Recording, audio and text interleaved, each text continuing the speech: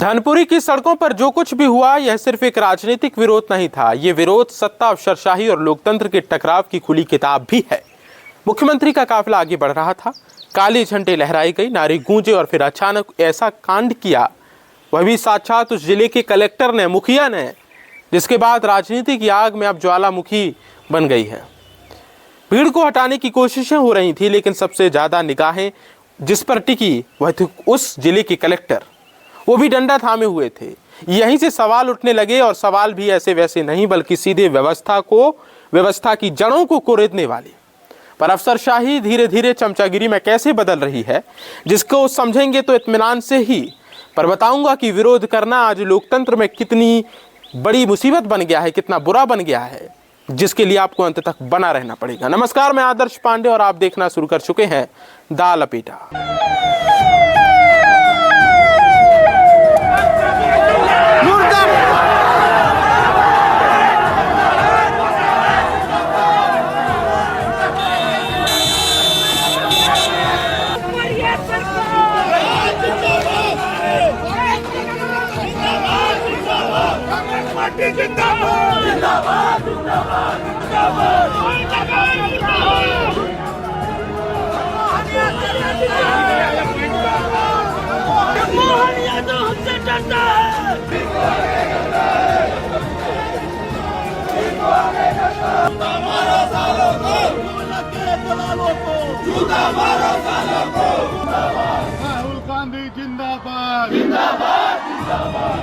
रविवार को शहडोल जिले के धनपुरी में मुख्यमंत्री डॉक्टर मोहन यादव के एक दिवसीय दौरे के दौरान अचानक हालात बदल गए। कार्यक्रम स्थल के नजदीक कांग्रेस कार्यकर्ताओं ने काले झंडे दिखाकर के विरोध प्रदर्शन किया। तस्वीरों पर आप देख सकते हैं। वाटर पार्क के लोकार्पण निर्माण कार्यक्रम में शामिल होने जा रहे मुख्यमंत्री के काफिले में कुछ देर के लिए रोकना पड़ा।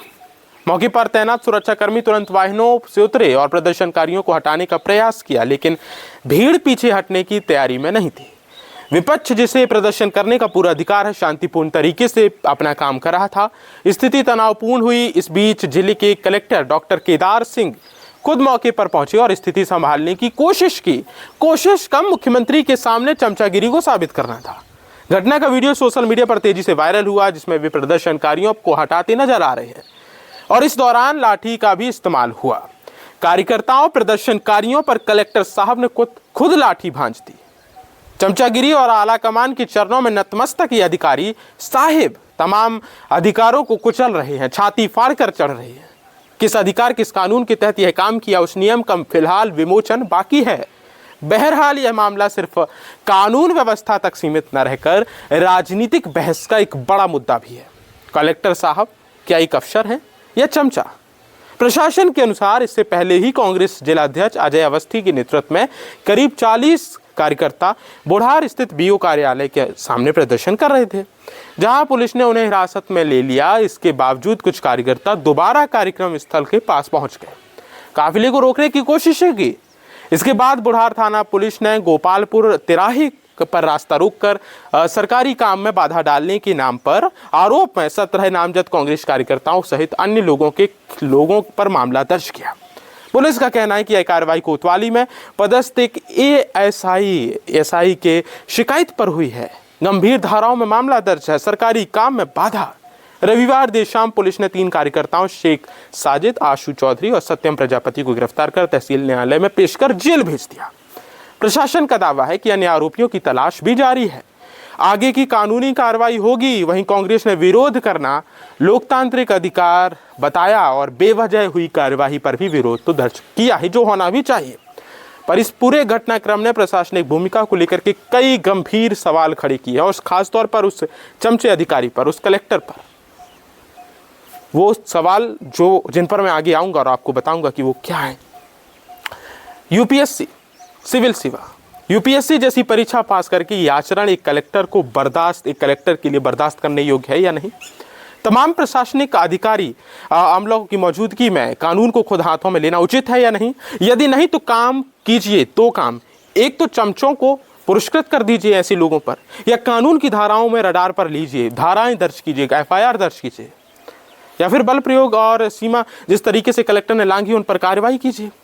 क्या एक जिला कलेक्टर की सड़क पर उतरकर प्रदर्शनकारियों को हटाना केवल सुरक्षा प्रोटोकॉल का हिस्सा था, या फिर उस अफसरशाही की तस्वीर है जिस पर अक्सर सत्ता के पक्ष में झुकने के आरोप लगते रहे हैं? लोक सेवा आयोग की परीक्षाओं में संविधान, निष्पक्षता, जनसेवा की शपथ पढ़ाई जाती है, लेकिन क्या इन हालातों में वही आदर्श जमीन पर दिखाई दिए? लोकतंत्र में विरोध को अपराध की तरह देखे जाने पर धारणा पर भी सवाल उठते हैं और होने चाहिए कि आखिरकार ये क्या है? शहडोल की यह घटना अब केवल काले झंडों और एफआईआर तक सीमित नहीं है, बल्कि सुरक्षा, अभिव्यक्ति की आज़ादी के बीच खिंची रेखा की बहस भी है। प्रशासन कह रहा है कि उसने सुरक्षा मानकों के तहत कार्रवाई की है, जबकि विपक्ष से आवाज दबाने की कोशिश बता रहा है। आने वाले दिनों में यह मामला और भी तूल पकड़ेगा, और पकड़ना भी चाहिए। यह साफ होगा कि जवाब सिर्फ एक केस डायरी में दर्ज होंगे या जिम्मेदार अफसरों को भी सार्वजनिक तौर पर सफाई देनी पड़ेगी। दालापेटा लगातार नजर बनाए हुए ऐसे मामले पर, और आखिरकार उस अफसरशाही से, उस अफसर से, उस जिले के मुखिया से, कलेक्टर से सवाल है कि कलेक्टर हैं या चमचा है? स्पष्ट कीजिए। क्या चुनावी तैयारी की यहाँ तैयारी हो रही है? एक जिले में बैठकर के, कलेक्ट्रेट कार्यालय में बैठ करके जिले के विकास पर ध्यान केंद्रित करना चाहिए। उसकी जगह यदि आपका ध्यान जिले के चुनावी माहौल पर है तो ये कहाँ तक सहनीय योग्य? और दर्शकों, आपके लिए सवाल है, ये कलेक्टर हैं या चमचा है? तय करिए और अपनी राय कमेंट बॉक्स पर जरूर साझा कीजिए, क्योंकि लपेटा लगातार ऐसे मामलों पर नजर बनाए हुए है और हमें फॉलो कीजिए ताकि आप तक ये मामले आगे भी पहुंचते रहें।